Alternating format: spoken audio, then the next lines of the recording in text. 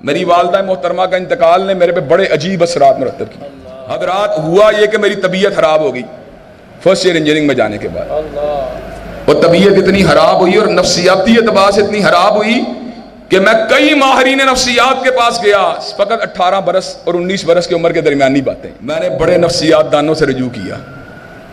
Doctor Rashid Chaudhry صاحب جو بڑے مشہور سیکریٹریسٹ ہیں، ان کے بیٹے ڈاکٹر ہارون کے پاس بھی میں گیا. ہارک نے مجھے ڈایازیپام کو لکھ کے دیا، ٹرنکولائزر کو لکھ کے دیا.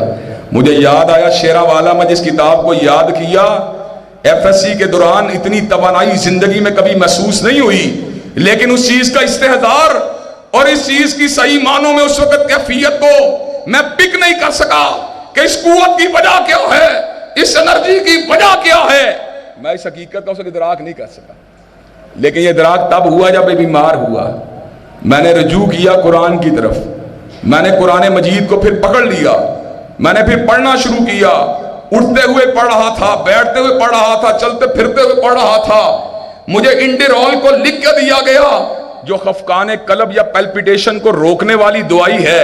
حضرات گرامی قدر رنداوا کلینک کے اوپر 18 سے 19 برس کی عمر کے درمیان بستر کے اوپر تڑپ رہا تھا اور میرے بہنوئی ڈاکٹر اکرام گھبرائے ہوئے تھے، مجھے جھنجھوڑ رہے تھے.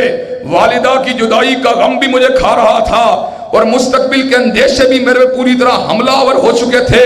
میں اس بات کو آج بھی یاد کرتا ہوں، حیران ہو جاتا ہوں. میرے وجود سے یوں تھا جس طرح توانائی نکل چکی ہو. حضرات گرامی قدر میں نے قرآن کو پڑھنا شروع کیا، میرے اندر سے کمزوری رفع ہونا شروع ہو گئی. مجھے اللہ نے نئی توانائی دی، میرے اللہ نے مجھے نئی طاقت دی. حضرات گرامی قدر میں نے قرآن کو پڑھنا شروع کیا.